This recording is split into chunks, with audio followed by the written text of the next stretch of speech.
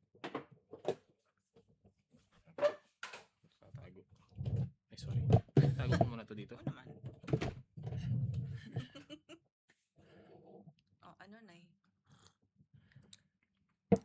Okay, game. Game na agad? Sige, go. Bala ka. 5, 4, 3. Testing ba yan? Hindi, nirecord ko na. 5. Hindi, kinakat ko naman eh. Ay, ano ha? Malapit ko to. Kailangan ba ilapit ko to? Yeah, medyo kailangan. Pwede. Or ikaw na Ganyan. lang gumanon. Para hindi mo na mapagod hawak. Yun! Hello! Yan. Yeah, tapos kita pa rin ang Yabang? best. Naka-flex sa'yo. Saka bro, Yabang. lapit-lapit ka. Parang malayo ka. Gumanon eh. Nakakat ka. Oo nga, Yo! ano ko ba dyan? Nakakat ka. May flex din ako. Char. Lapit-lapit ka Hindi, dito. okay lang. Okay lang yun. Si Batman kasi hindi makikita pag manonood. Okay lang yan. Uy, parang wala. Okay. Ano eh. Wait, Sunday, Monday. Still not showing. Under process. Alright, game. Manual another. Game. Okay, go. 5, 4, 3, Tingin sa camera ha. 2, 1. Ilang taon ka ng OFW? 5 years? 10 years? 15 years? Pero kung tatanungin ka ngayon, mas malapit ka na ba sa pangarap mo, sa goals mo? O hanggang pangarap na lang? For today, nagbabalik ang ating special guest, Coach Aris. Welcome to Peter Spill. My name is Miller. And I'm Kicks. And yun. And I'm Aris. And yun. Yun ang magiging topic natin. Yes. Grabe, sakit ng question na yun. Nga eh. Hanggang kailan tayo May time limit ba? magstay kung nasan man tayo para maabot yung dreams or ang financial goals. Mhm. Ano ang pinagkaibahan ng dreams sa goals? Yan ang mga pag-uusapan natin for today. Yes. Interesting. So, So, na? ano na? Ano May- to? May, Kayo, ilang taon na kayo dito? Ako ay 16 years na. Oh my with gosh. Counting. Sa Qatar. Abroad, 16 years na. Oh, wow. Tagal na. ako going 15. Going 15. Oh, okay. Okay. Ikaw ba? 23. What? Grabe. Ang alam Veterano ko, na? 23. Para sa Qatar, ano ba? 7 years pa lang. Hmm. Hanggang kailan ba? Oo nga. Hanggang kailan ba? Hanggang Kayo. sa dulo ng walang hanggan? Kayo. Ilang taon na kayo? Kung nasan man kayo. Exactly. Nung mga nakaraang episode, pinag-usapan natin bakit tayo umalis. Hmm. 'Di ba? Bakit natin iniwan ang bansang Pilipinas? Tapos nagkaroon tayo ng discussion about emergency funds. Correct. Ano pa ba? Yung last topic natin, emergency funds, yung mga insurance. So ngayon, iaano natin kung hanggang kailan tayo na dito or may plano pa ba tayong bumalik sa Philippines. Yan ang mga pag-uusapan natin ngayon. In your ilang years ka ng 16. financial advisor, coach, finance guru? 10, 11? Hindi naman ako guru, pero sige. 10, 11, tama? 5 years na sa industry. 5 years sa Kasi industry. 6 na. Almost 6 years na sa industry. And so far, kasi, siguro iset natin yung context, no? Kasi baka naman iniisip ng mga listeners natin na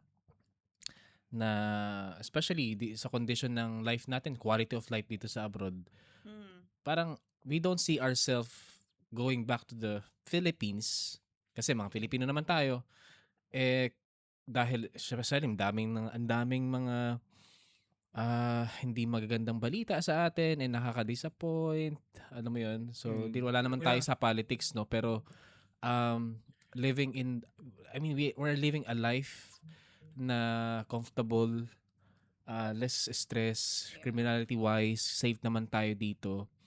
And so yun, I mean as long as it's your choice to stay abroad, then it's okay. However, ang issue kasi dito is if we're gonna be honest with ourselves, karamihan sa atin malayo sa ating family. Yeah. And how many years have you spent away from your family? I mean, ako, andito naman ang family ko, right? May asawa ko dito, yung anak ko nandito rin. However, syempre yung yung parents ko andun, tumatanda din sila na hindi namin sila nakakasama. Although every year naman nakakauwi kami or every other year nakakauwi kami. Pero if you think about it, there's no place like home pa rin Philippines. Yeah. Right? I mean, for the most of us. Hindi naman lahat, pero karamihan pa rin sa atin. And even in my career, halos lahat, siguro 90% of my clients I talk to every day is ang pinaka-desire talaga nila is makauwi for good sa Philippines. Coach Harris, in your perspective, mga ilang percent yun na mga nakakausap mo na ang goal pa din nila is to retire sa Philippines, go back to the Philippines? Yeah. Kasi for sure, yung mga nakakausap mo is family. May mga anak sila, tama? So, anong ano? Yeah, 9 out of 10. 9 out of 10. Oh, yeah, 90% kasi meron akong data ng mga kliyente na ano, and ginawa ko lang to last month. Pina-chat GPT ko na lang and I found out na majority pa rin sa kanila is gusto pa rin umuwi. Like the 10% ay ang plano nila is mag-migrate somewhere else. Pero the point is, lahat tayo, regardless of the destination, kailangan natin at some point, meron tayong ang destination natin will be financial freedom, financial independence. Kasi hindi naman habang buhay, malakas tayo. Hindi naman habang buhay, may trabaho tayo. Or even if we can, or if you'd like to work, syempre yung ating katawan nagde-deteriorate yan. So, yeah, pero in the context of going back home for good, 90%, most of my clients would like to go back to the Philippines. Okay. Mataas din pala, no? Oo. Akala ko Tinatakwil na. ako lang yung ayaw bumalik sa Philippines. Ako din I mean, it's not like I don't want to go back home, but yung settling down there, retiring there. Parang I mean, if you ask me at this point in my life, I still don't see myself Staying. retiring sa Pilipinas. We'll see in the next, decade or so. I don't know. But right now, it's definitely a no for me. Well, we respect that. Kasi naman, aminado naman tayo talaga na maraming mga kakanood nyo ng ano yan ng teleserye ba? Hindi na nga ako nanonood ng news Kakanood nyo ng news yan. Pero it's a valid reason, no? Pero I always ask them, siguro dahil iniisip natin kasi ang healthcare doon, yung security-wise. Pero what if money is not an issue? Like you can afford to buy a house in Forbes or parang mga exclusive 100 million? so exclusive subdivision sa probinsya nyo. What if you can afford to magkuha ng bodyguard o kaya you can afford to have your own? Yun ang unang magiging tanong natin sa discussion na to. For what if Yeah. Okay. Coach Aris, madaming masisipag na Pilipino, madaming malalaking sweldo na Pilipino na mga nakakausap natin. Pero madaming matatagal na rin na nandito or nasa pagiging OFW. Pero bakit tumatagal sila ng ganon? Anong mga dahilan? Bakit hindi nila may progress ba sa financial nila? Or na-reach ba nila yung mga gusto nilang gawin sa buhay? Okay. Or ano pa din tayo na trabaho pero walang napupuntahan. Okay. Magandang yung question yun kasi we have to define the difference or identify the difference between movement and progress. Sinabi mong progress, diba? Bakit parang ang tagal-tagal na natin sa abroad? Siguro I would like to speak for myself. Kasi sabi ko nung dumating ako noong 2010, 2022 is is a thing na. Sabi ko hindi ko na yata kayang abutin yun kasi after 5 years uuwi na ako ng Pilipinas. Even before I boarded the plane papunta ng Qatar, I already have that in mind na mag-iipon lang ako ng pangkapital sa business. And Tas uwi na. uwi na ako. Oo. Kasi syempre that time yung girlfriend ko pa naman, ang misis ko na ngayon is parang parang andun pa rin siya nag-work, maganda naman yung work niya. So, yun yung plano ko. However, nung dumating na ako dito at nagkatrabaho na ako, gradually nakalimutan ko yung goal na yun. Mm. And I've experienced na for the first 3 years of my life abroad was like, alam mo yung daga na, anong tawag doon? Para ka nasa treadmill Yeah. na I was running, pero it don't bring me anywhere. Yeah. Andun Yeah, lang yeah. din ako. Siguro kasi wala akong maayos or wala akong clarity pagdating Go. sa goals ko. Like I have a dream na gusto kong yumaman, gusto kong magkaroon ng sariling bahay, magkaroon ng sariling sasakyan, at magkaroon ng sariling business and become financially free. However, hindi klaro sa akin kung paano ko yun maaabot, ma-achieve. And then Yeah. because of that, parang alam mo yung naka-blindfold ako. Ginawa ko to last week sa talk ko dun sa IOM. Dun sa nagpa-activity ako. So ang ginawa ko nag-start ako ng event nung talk ko, kumuha ko ng volunteer. So pinapunta ko siya sa harapan and then nilagyan ko siya ng blindfold. Para bago ko siya bigyan ng blindfold, pinakita ko sa kanya, ito yung bote. And this will be your target. Ito yung kailangan mong hanapin. So nilagyan ko siya ng blindfold, tinakpan ko, and then sabi ko sa kanya, hanapin mo itong bote na to. Alright? So the Yeah. catch is, yung mga audience, what will they do is they will instruct her papunta doon sa target niya, blindfolded.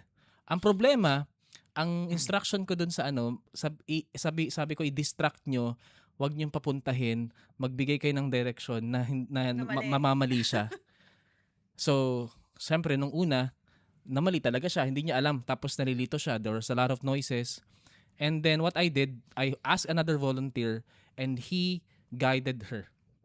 Okay. So and because of the guide, even with the noise around, na-reach niya yung Narating goals niya.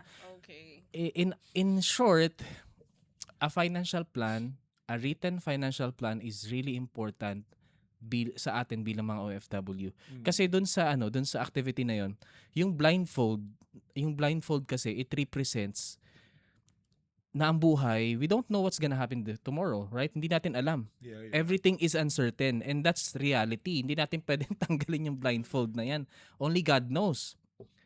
And the noises represents yung mga noises na yung padala, bigla ang tumawag yung family member mo ng utang, maraming bills na binabayaran, May maraming nanganak. obligasyon, may nanganak, sudden Birthday. biglang problema, nasiraan yung sasakyan mo, may nag-offer ng ganito, na-scam ka tuloy. So ibig sabihin, ang daming mga noises na kung wala kang guide, Yeah. it will be really difficult to make the right decision, have an informed decision, because kung anong urgent, yun yung ina-actionan mo. Yeah. But you don't see what's ahead of you. Hindi mo nakikita yung target. Kaya nga mas nagiging madali if we have a written plan, mas nagiging nagkakaroon ka ng clarity, how will you go about making decision to reach your goals. Ganda. May mga points Haba ako ng dito. sinabi ko. May mga points ako dito. Baka pwede mo kaming bigyan ng kung anong perspective mo. Sure. Sige. Lifestyle upgrades can quietly consume salary increases. Yeah. Mm. Alam mo yung unang target ko nang natanggap ko yung salary ko. Gusto kong bumili ng iPad. Kasi techie ako noon eh. Parang updated ako, mahilig ako sa games. Tapos pag nagkaroon ako ng iPad. So, pagkatapos ng iPad, actually, ang ginawa ko nga, ang unang goal ko, hindi financial goal eh. Yeah. Financial utang. Kasi nung nag-ano ako, nag-try ako mangutang sa isang lending dito na na-disapprove pero nasa listahan ko nun, gadgets, phone, ano to? Parang natatandaan ko. iPhone, Camera. iPad, Camera. and camera. Ah. Yan, tatlo na yan. And anong tanong mo? Wala, ano yun? Kalimutan ko tuloy. Anong perspective mo dun sa point na Lifestyle- yun? lifestyle Lifestyle upgrade. upgrades can quietly consume salary increases. So yun. So dahil parang na-overwhelm ako sa pera, lumaki yung sahod ko from ganito lang yung sahod ko sa Pilipinas na naging I think 4 times to 5 times pa yata. So parang I can buy anything. Nakalimutan ko yung kasi wala nga akong plano eh. So Yeah. na-overwhelm. I'm not saying na hindi maganda, wag niyo naman i-reward yung sarili ninyo. But the thing is that I could have done it but not neglecting yung mas importante, yung pag-ipon sana for a business capital. Mm. I mean, totoo yun, ano? Kahit naman ako myself you know, when yung pag tumataas na yung sahod, uy, upgrade na tayo, hindi na tayo McDo. Correct. Diba? Lifestyle creep daw. Diba? Naramdaman nyo ba na ang Jollibee ngayon, before nung nasa Philippines Mm-mm. tayo, ano yan, pag nag-Jollibee ka, it's Ano either na may yan? celebration. Oo. Ngayon, ang Jollibee natin, For everyday? hindi. Ano? Pangputol ng umay. Uy, grabe. Uy, love ko pa rin ng Jollibee. Di ba? Parang ano lang siya, parang, Maiba naman. maiba naman, Jollibee tayo. Jollibee tayo. Ay, ganon. Ay, hindi naman. Ikaw, oo nga, hindi? no? Well, pinipilahan pa rin yung pero para siyang part of a daily life. Naalala ko nung bata pa ako yung Jollibee, parang lang pag Christmas party, Oo, yun nga ang sinasabi ko. pag birthday. Ang Jollibee, before, nung nasa Philippines tayo, or Special na yan. special na yan, birthday, or Mm. weekend, Oo. once Sunday. Sunday After ng, pero ang church. ngayon ang Jollibee Mm. parang Yeah, like Yeah, everyday thing. Kasi okay. Oh, it's, well, it's yeah. part. 'di ba? Oo. 'Di ba? Oo. Kasi nga, I mean, kasi Afford naman, mo hindi natin na eh. na-afford dati before. Kasi nga, hindi naman, parang feeling nga natin fine dining na noon yun eh. Oo, diba? Pero syempre, yun nga, since we want to redeem the time na hindi natin na-experience, galing tayo sa Pilipinas, hikahos ang buhay, grabing word eh. Tapos na dumating ka dito, naging comfortable. So na-overwhelm ka ngayon, parang gusto mo na lahat i-experience. Meron akong kliyente niyan eh. Kaibigan din na naging 5 times yung salary niya. Tapos imbis na lumaki yung ipon niya, lumaki yung gastos siya kasi travel niya, Yeah. na max out niya yung credit card niya, umabot na ng 40,000 reals yung kanyang utang. Wow. Ganyan din And- ako noon. Na-overwhelm na travel din ang inano ko noon. Nilustay ko. Yun nga. Nilustayan ko. I mean, okay lang naman sana. Yun nga lang, hindi niya na-balance. Yeah. So, yun na, siguro na-overwhelm tayo sa na gusto natin ma-experience mga hindi natin na-experience before. Coach, parang ang sinasabi mo is kahit malaki ang sahod ng isang OFW, may tendency pa din na yung OFW na yun is walang plano or Yeah. walang financial plan. Okay. Bakit? I mean, bakit wala? Bakit hindi nila naiisip? Anong sa mga nakikita mong reason na Mm. si OFW may sweldo, maganda ang sweldo, pero Mm. walang plano or Okay. walang financial plan? Okay. Siguro, number 1 is, hindi naman tinuturo sa atin yan eh. Wala namang nagtuturo sa atin na even sa school. Yung kapatid ko nga financial management graduate yun, pero hindi naman din tinuro sa kanila yung mga personal finance way of doing it. So, sa system. Kulang siguro sa system. And since nasa third world country tayo, even sa mga first world countries, mga problema din naman yan, pero mas medyo malala lang din sa atin. Even consulting a financial planner is somehow parang iniisip natin parang mayaman lang. Pero in fact, hindi lang yun para sa mayaman, para talaga sa lahat. Yeah. Ngayon, kahit malaki naman ang sahod, totoo yun kasi parang yan, ang salary kasi is just like a fuel. Right? So it ensures na yung sasakyan mo aandar. However, kung wala kang financial plan, ikaw yung nagmamaneho, hindi mo alam kung saan ka pupunta.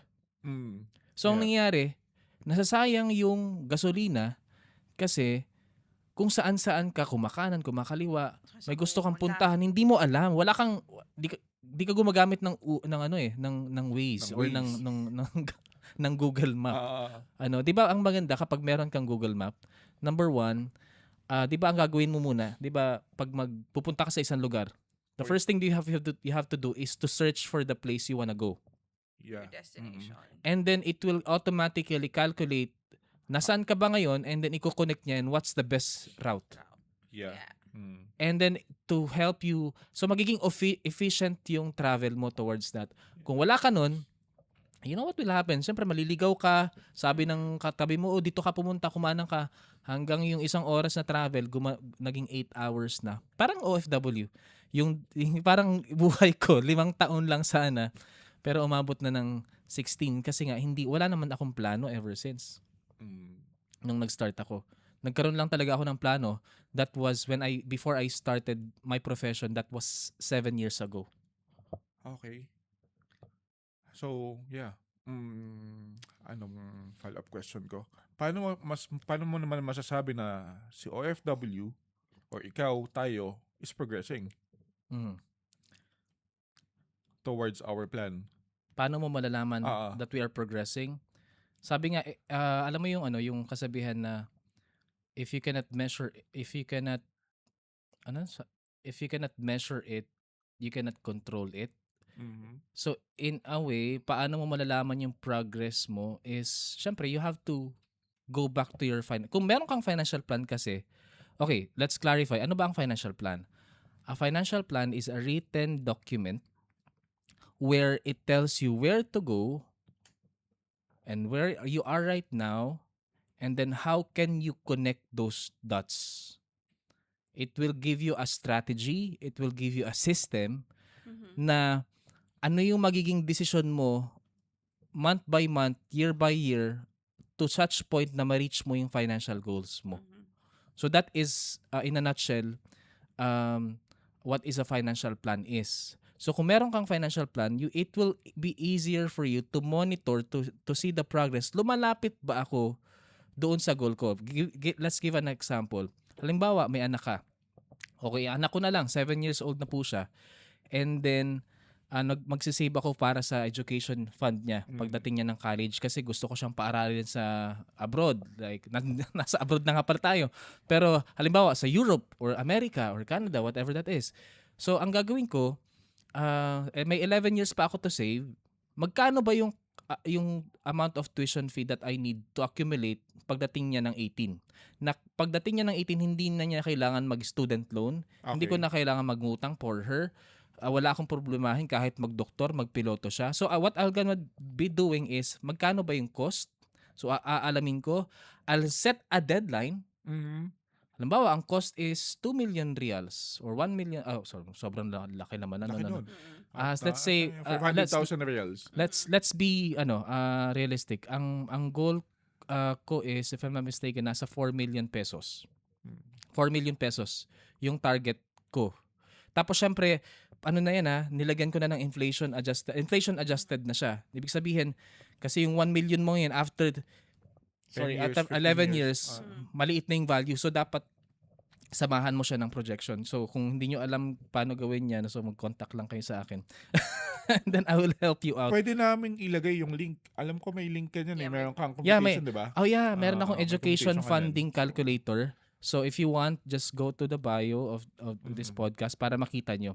Ngayon, balik tayo doon. So you set an amount and you set a deadline. How many years more ba para makapag-ipon ako for her? So in my case, 7 years old siya, 18 years old ka magka-college, so meron pa akong 11 years to save up for her.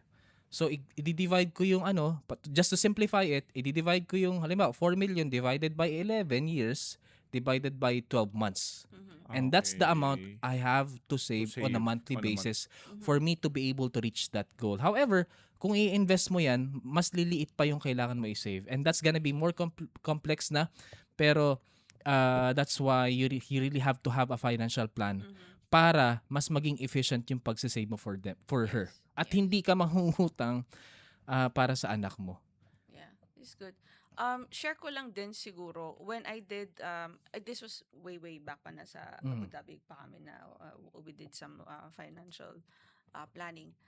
Personally, for me a financial plan is designed naman to be achievable and realistic Correct. for the Yeah. individual. So hindi dapat siya mahirap. If people tend to deviate from it, maybe it's a discipline issue, Mhm. or it could be like yung mga, of course may mga unexpected external factors that happen sa mga buhay natin, but definitely it's designed naman para achievable sa atin, na hindi naman parang dine-deprive din natin yung sarili natin Correct. from doing this and that, 'di ba? So wala lang, na-share ko, naalala ko lang, pero it needs refreshing.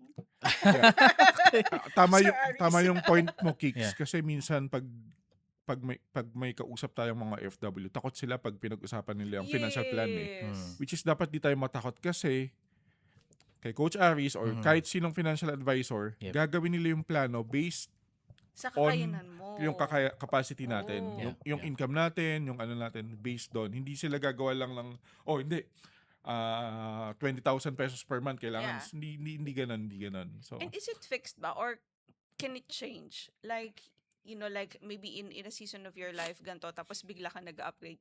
Does your financial plan have to change Okay. as well? Maganda yung question mo kasi a financial plan kasi is parang ano yan, yung journey natin towards our financial goal, whatever that is para kang you're climbing a mountain Mm. na along the way pwedeng bumagyo, right? Mhm. So pwedeng ma-detract ka doon sa Original pwedeng na ano mo. pwedeng mag-reroute ka, pwedeng maghanap ka ng mas magandang daan.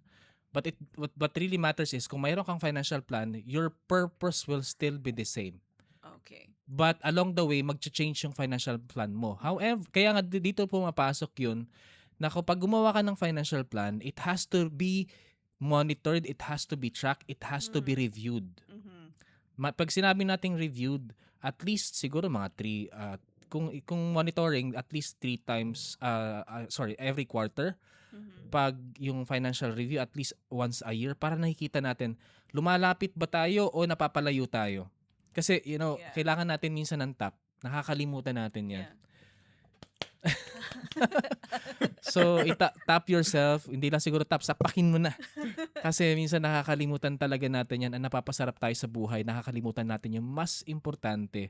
But then again, sinabi mo kanina na parang gusto ko rin yung enjoy yung buhay. The reason why you do financial plan is not to deprive yourself from enjoying the life, but it's actually the opposite.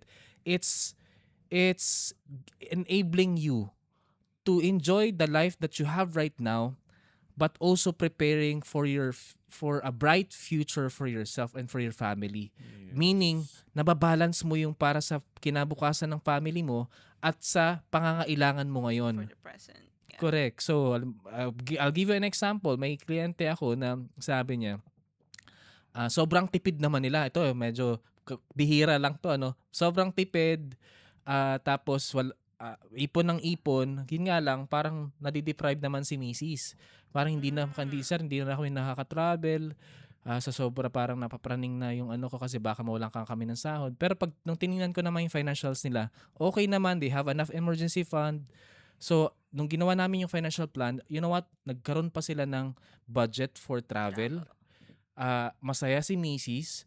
kasi meron silang fund, meaning kahit anong gusto. Pag sinabi nating fund, yun yung parang freedom Excess fund, na talaga. excess mo na joy fund, hindi naman it's hindi naman excess kasi binudget mo eh. Yeah. So, joy fund is anything you can buy. Kung sa lalaki, siguro, ano ba? Mga husband dyan, daming joy fund niya, mga yan, mga tago. Mga tagong joy fund. Oo nga. At least so transparent kayo. Walang sisihan mo.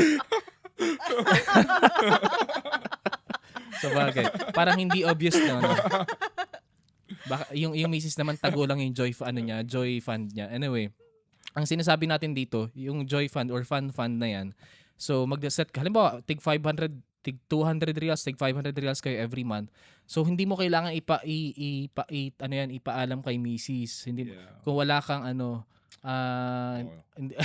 Okay. hindi mo kailangan ipaalam kay mister. So it's something that you can use whatever you like to However enjoy. you deem fit.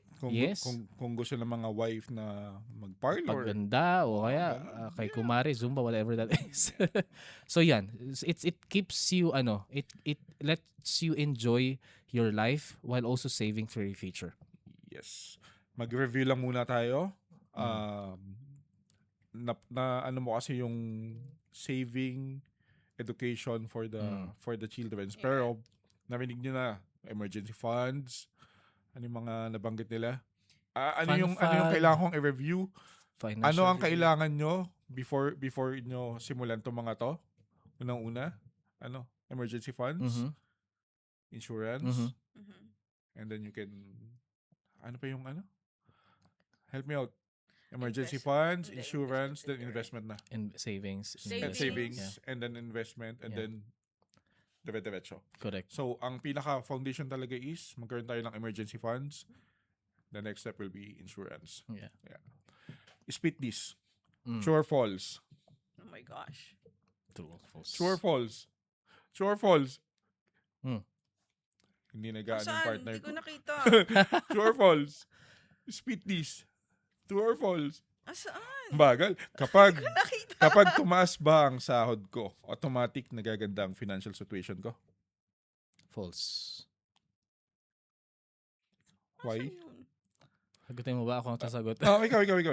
Sa'yo. Yun nga, false. Kasi hindi naman porket lumaki yung sahod mo, lumaki din yung savings mo. Kasi minsan, lumaki din yung lifestyle mo. So, at minsan nagkautang pa nga. Kasi parang, sasahurin ko naman yan eh. So, it's false. It's not automatic. It's not automatic. Mm. So, depende pa din sa Pag-handle mo ng pera. pag-handle mo ng pera. Alright. Lahat tayo may pangarap. Mm. Bahay sa pamilya, farm, negosyo, ano pa ba? Education para sa mga anak, retirement funds, ano pang mga natin, mga pangarap natin, makauwi ng hindi pa ng may dala. Mm. Pero kailan ba nagiging goal ang isang dream? Mm. Main question, Coach Aris. Paano mo ipaliwanag ang difference ng dream at financial goal? Okay. Sabi nung kapitbahay namin, si Denzel Washington, sabi niya, Hindi nga. dreams without goals are just dreams. Let that sink in. Kasi nga, kung yung pangarap mo, wala kang specific na how to do it, Mhm. wala kang goals, wala kang system, wala kang action, it will just stay as a dream. As a dream. So, a dream is, let's give an example. A dream is I want to build my dream house. That's a dream. How can we make it to the goal? So, gawin natin siyang, okay, in 10 years time, kailangan ko makaipon ng 5 million pesos to construct my dream house. That's a goal. Save 5 million pesos in 10 years time. Now, hindi natatapos doon. You have to have a system. Mhm. So, how can I be able to do that? So, 5 million divided by 10 years, divided by 12 months, Mhm. that's gonna be my monthly. So, ang magiging system is, every month, I need to save this amount for me to be able to reach 5 million pesos in 10 years. in 10 So, years. that's the system. I Yeah. need to save on a monthly basis ito yung amount na to. And hindi na din natatapos doon. Paano mo bubunuin yun? What will you do now? Kasi crucial yun eh. Na ano bang dapat mong gawin? So mag-set up ka na i-automate mo na siya o kaya mag-schedule ka na anong gagawin mo pagdating ng sahod, dapat naka-program na siya. Kasi kung wala kang action, sayang lang lahat. Yeah. Right? So in summary, dream needs goals. Goals need a system. A system needs actions system needs actions. Yes. Hindi pwedeng, ang daming OFW eh. Dream Dito, lang. pag pumasok ko sa mga rooms nila, may mga sila eh. dream board. Ah. Diba? Oh, meron pa rin Ang dami ako. yun. Ang Ay, ang wala daming na pala. ganon. So, Wala na pala. hindi lang pala, hindi lang, Vision board, no? Isa hindi na lang lang sa enough likod. ang dream or vision board. Yeah. So, kailangan mo You have ng, to act on ng it. malaking board Correct. para isulat lahat ng mga action plan Mhm. Mm-mm. to make that dream happen. Yeah. Siguro for sure. instead of a vision board, no, na ginagawa, palitan nila yun ng action items, no? towards Correct. their Yeah, goal. yeah. Para ito yung destination mo, yun yung goal mo na Mm. 5M or malaking bahay, whatever. Tapos nandito, anong gagawin ko? Correct. Yun ang araw-arawin nilang tignan to remind themselves. Kasi parang it's psychological din yung labanan kasi or mental Yeah. kasi madali yung mangarap pero yung paggawa what Yeah. would it cost us, right? Ano ba yung kailangan natin to sacrifice or to give para kasi there's no such thing as sliding to success eh. Mhm. May magi-slide ka pa from the bottom to up. May slide ba na ganun? Wala Wala. naman, di ba? Pababa. Siguro sliding to fail meron. Mm-mm. You have to climb the mountain. You have to climb and it needs energy, it needs resources, it needs time. Kaya mahirap talaga kasi pag nag-hiking ka talaga medyo sakit talaga sa paa no. Pero when you reach that point, the tip of the mountain, wow, it's rewarding. Yeah. Gustong-gusto ko talaga nag-explain si Coach Aris kasi very passionate siya. Pag Yes. nagbitaw siya ng mga word, passionate, no? So kayong mga ka-spit or spill dyan, mag-book na kayo ng appointment sa kanya. Kasi, Yes. Ang daming plug dream, Thank you. yung dreams kasi,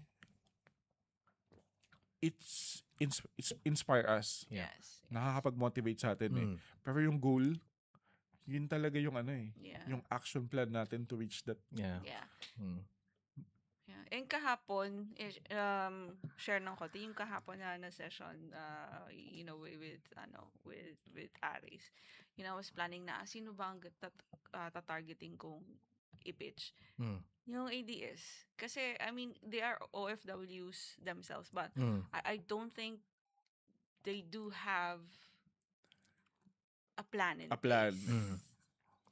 Mga freelancers sila, 'di ba? Parang Hindi lang. Yung nandito sa Qatar, mga OFWs. Mga yun. OFWs, Yun yeah. eh. Mm-mm. Yung iba naman, yung mga nasa Philippines, mga freelancers. Yeah. Yung may freelancers, may day job, tas may day job na may freelancers. I'm like, come on guys, saan nyo ba nilalagay yung mga pera ninyo? Di ba? Yun, gusto kong anuhin yun. Saan nyo nilalagay yung mga perang yun? Coach Aris, Sa kape. pwede mo kaming bigyan ng sample or bigyan natin yung mga listeners ng mga example based on your experience na maliliit na expense pero pag pinagsama-sama, malaki. Kape. kape, Starbucks. O hindi naman natin dinidemonize yung mga mahilig magkape dyan, ano? Pero come to think, kung wala kang naiipon, kakakape mo sa labas, mag 3-in-1 ka na muna. I mean, most of the time kasi mahilig tayo mag-show off. Sorry to say this, I'm trying to be more kind and gracious when I try to pitch this. Pero to be honest talaga, marami talaga sa atin na superficial. Even ibang lahi, kilala tayo bilang mga Okay. Pilipino na like we have that impression na magastos tayo, mahilig tayo sa branded. Yeah. Tapos pero pagdating ng sahuran, paglalate ang salary, mainit ang ulo, todo reklamo. Totoo yan. Sige, pansinin mo lahat ng OFWs. Naka-iPhone.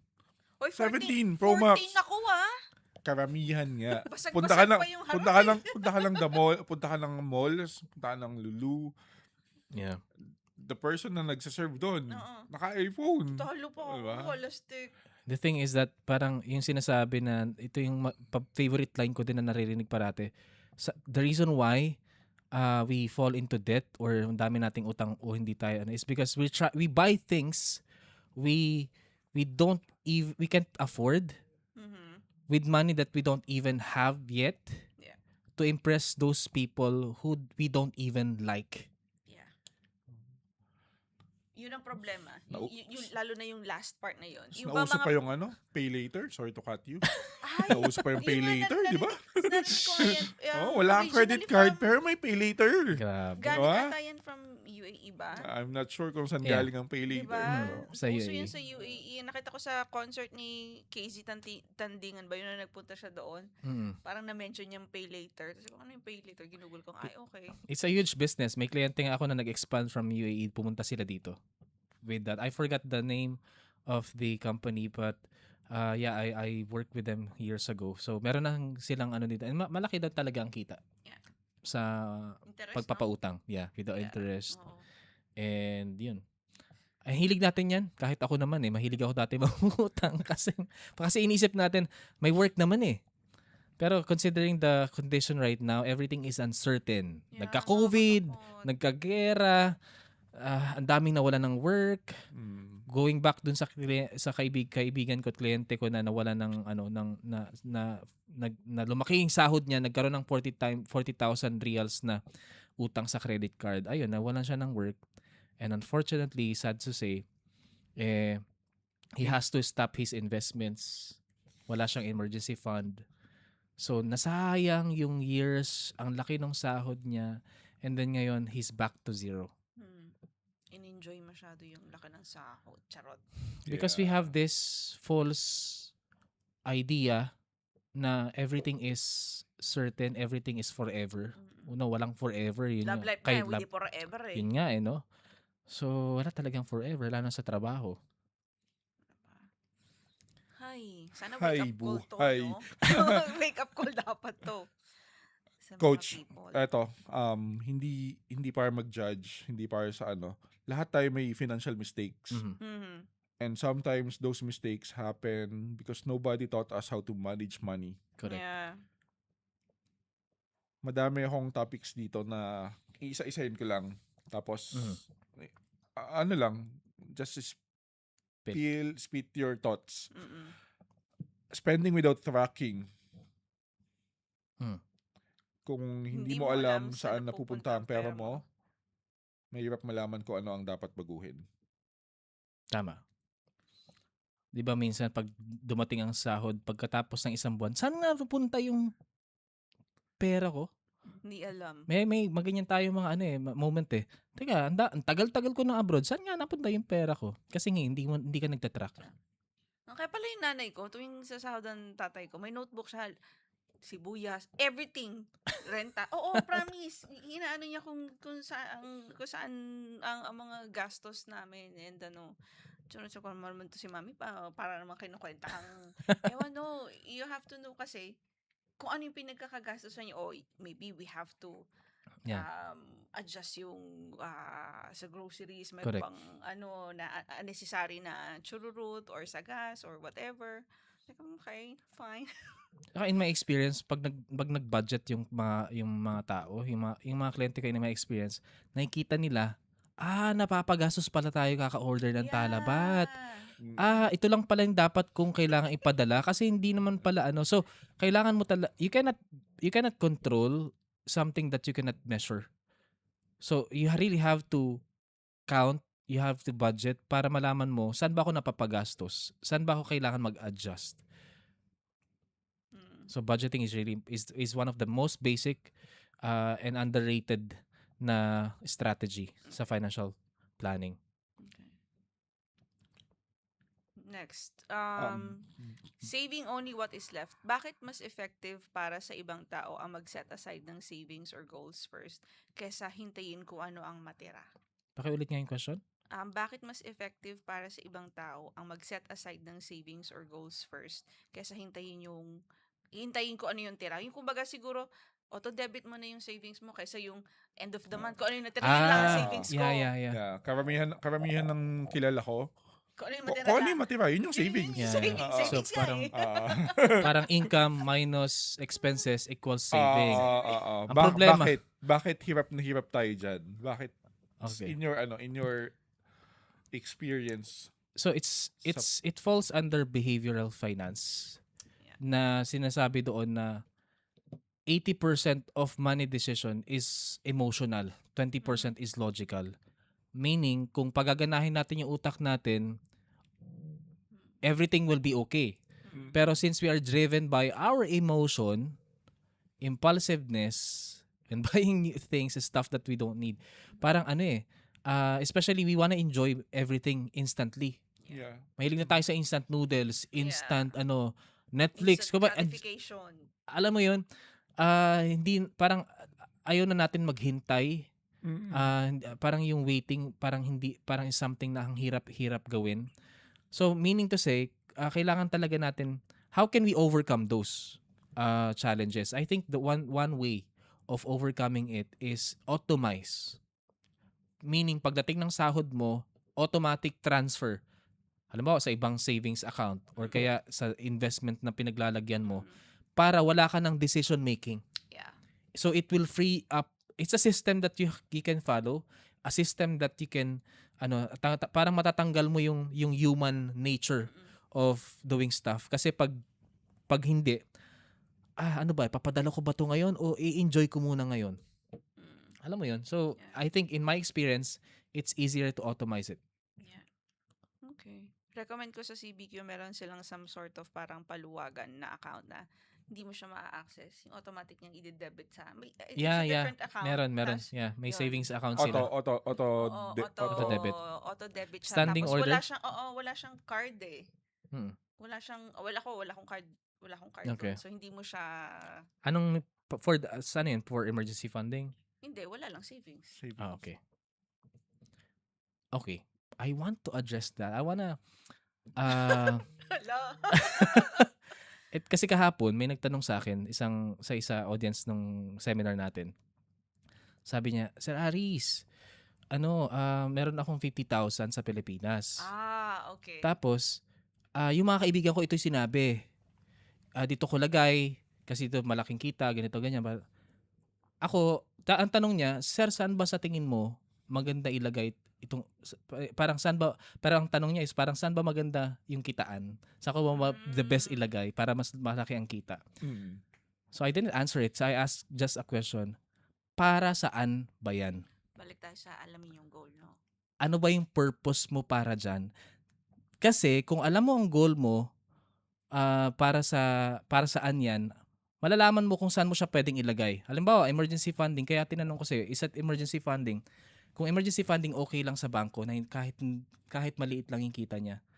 Pero kung halimbawa may 10 years ka pa towards that goal, I would rather put it in an investment that will grow at least 7 to 10% every year. Yeah. Para mas malaking compounding. Pagdating ng 10 years, malaking-malaki na yung pera mo. Whereas kung emergency fund na hindi dapat siya gagastusin for other reason and except for an emergency, dapat liquid siya, dapat accessible siya, madali mo siyang ma-withdraw. So, yun yung dapat mong hindi ini-invest. So, kaya nga, whatever you're saving for, identify what is it for. Para, mamaya, pag may nag-offer sa'yo ng sale, mag-offer sa'yo ng investment, alam mo na, is this money I'm going to put, if I put this money to that investment, to that product, align ba yun doon sa financial goal ko? Yeah. Mamaya nag-invest ka tapos naka-lock in 5 years tapos pang emergency fund mo pala yun. Ngayon, ang emergency fund mo tuloy, mangutang ka na lang sa ibang tao, sa kaibigan mo. So, you have to have a purpose for every savings that you're putting. Dapat clear palagi kung anong sinisave natin. Yeah. Kasi nga, very tayong mga Pinoy ang dali nating ma-scam talaga. Correct. Ang dali nating mabudol. Grabe. Yeah. Diba? Okay. Alright. Kung si Tito Boy Abunda? Tama? Abunda. Abunda, May Tito Boy. May wagang Fast talk. Fast talk. Si Spit or Spill may rapid round. Nox. Rapid round, sagot ka lang, Coach Aris, kung Yep. anong mo. Alright? Spit or Spill, rapid round. Ching, ding, ding, ding, Sige. Alright. Quick answer, Coach Aris. Budgeting, restriction or freedom? Freedom. Savings, amount or habit? Habit. High salary or better money management? Pwedeng pareho. Better money management. Kasi kahit maliit naman sahod mo, you can cope up. Emergency fund or new phone? New phone. Char. Emergency fund. Para may new phone. Investment without understanding. Yes or no? Investment without understanding. Yeah. No. Financial plan. Once a year or regularly reviewed. Regularly reviewed. Oh my gosh. One financial habit every OFW should start today. Create your financial plan and review it. Track. Yeah. Galing. Agree. Agree ako doon. Galing. Gusto ko yung ano na yun, yung round na yun. Yeah, ako Okay. din. Mabilis. Mabilis na tayo matapos. Hindi, eto, meron pa. Paano magsimula kahit limited ang income? Hindi lahat pare-pareho ng sahod, coach. Yeah. Alam natin yan. Hindi lahat pare-pareho ng responsibilities. So, paano magsisimula kung pakiramdam mo, sakto lang or kulang pa ang income mo? Mhm. What is the first step for someone who feels financially overwhelmed? First step is awareness. Mhm. Awareness meaning you ask yourself a question. May nagtanong niya sa akin may role play kahapon dun sa seminar namin eh. Ang role play is ang objection is, "Sir, hindi ko kayang gawin 'yan, parang hindi ko kayang mag-save kasi sakto-sakto lang talaga yung kinikita namin." And that's true. Marami talagang mga Pilipino, especially yung mga nasa laylayan, maliit lang talaga ang sahod. Mhm. Mga DH, mga ka-OFW natin na nasa construction, hindi naman din kalakihan yung sahod. Yeah. And ang dami din nilang pinapadala because of the needs. And that's true. However, if hindi ka aware, kailangan mo kasi ang answer din is awareness. Talaga. You have to put everything into paper. Set a budget. Tingnan mo kung ano ba, list your expenses, list down your income, i-check mo kung saan ka pwedeng mag-adjust. Kasi there are two ways to address that. Number one, magtipid ka talaga. Mhm. However, kung yung potential natin, ability natin na magtipid, limitado yan. Kasi Mhm. baka sobrang siksik na nung sinturon mo, baka hindi ka na makahinga. Ano? So, Yeah. wag naman ganun. Pero the other way to address that is to increase your income. So kung halimbawa, yan ang sitwasyon mo, bakit hindi ka magtanong, ano ba yung pwede kong pagkakitaan on the side? Mm. Yun nga, kapag meron kang financial goal at mayroon kang financial plan, kakaroon ka ngayon ng drive na, kailangan ko pala talagang kumita ng ganito. Kailangan ko i-upskill yung sarili ko because it's not only money. It's also developing yourself to the point na maging valuable ka at malay mo, taasan ng boss mo yung sahod mo. Maaring ngayon, tagalinis ka lang sa bahay. Tapos what if mag-offer ka sa boss mo na ikaw na yung magluluto Magluluto. para Yeah. magkaroon ka ng extra income. O kaya naman, on the weekend, magpa-order ka. O kaya naman, just go to the AI, magtanong ka, i-upload mo yung CV mo, ask mo yung AI, sabihin mo, what job can ano yung mga side hustle na pwede kong gawin based on my skills. And then, what really matters is, if you cannot decrease the income, if you cannot decrease the expenses, increase your Increase the income. Sabi ko sa'yo, Kicks, 5K per week. Diba? 5K per week. Simulan na. Per 5K per week. 5K per week. Benta mo na. Ay, wag na, wag na. Basta may 20% commission. Ano yung pinag-uusapan nyo? Sige, yung sinadjust ko din kahapon. Kung ano yung solusyon. Sugar daddy. Sugar daddy. Yan ang pinakamadali, no? Oh, diba? Hanap na lang tayo ng mayaman. Ano yun? Madaling... Mamatay. Ano? MYMP? Matandang mayaman, madaling mategi. Okay. Oh, Grabe Eto, naman. pa-close na tayo pero may tanong ako, Coach Aris. What if si family or ikaw, ako, si Kicks, or kung sino man nanonood or manonood nitong episode na to, may financial goal sila, pero si family hindi aligned. Okay. Mhm. Anong kailangang gawin? Kasi may mga kilala tayo dito na ipon. Okay. Tapos sa Pilipinas, gastos. Yeah. So, hindi aligned eh. Mhm. Anong may program ba? Ikaw, may plano Yeah. ba? Mhm. Yun. So, to address yung mga ganong concerns, siguro kailangan mo talaga maging open sa misis mo, sa mister mo na nasa Pilipinas. Na, kasi at some point, you really have to say no to them eh. Yeah. But it's hard to say no if they don't know the reason why you're saying no. So kaya nga pag gumagawa ko ng financial plan with my client, financial roadmap or blueprint, the number one assignment na kailangan nilang gawin, especially kung nasa Pilipinas yung family nila, is to communicate their financial plan to their family. Because they will be their number one support system. Na kapag na kapag sinabi, limitahan muna natin yung costing ng yung padala, ganito ganyan, they will be, hopefully, hindi naman natin mag-guarantee yan, pero hopefully it will also inspire them na magtipid, na instead of the family is just spending, mag-isip si Mrs. na nasa Pilipinas kung ano yung pwede niyang pagkakitaan para tulungan si Mr. kung na nandito sa abroad or vice versa. Kaya nga, I think it boils down to really be open in communicating Yeah. your dreams. And hindi mo naman kailangan, halimbawa, ang family mo naman is yung parent mo. Syempre, hindi mo naman pwedeng sabihin lahat ng financials mo. Pero just tell them what you're dreaming about. Na, the reason why medyo magiging strict lang ako sa budgeting is na ito lang yung pwede kong ipadala monthly at beyond that hindi ko na kayo pwedeng padala kasi minsan nagpadala ka na the following week hihingi na naman.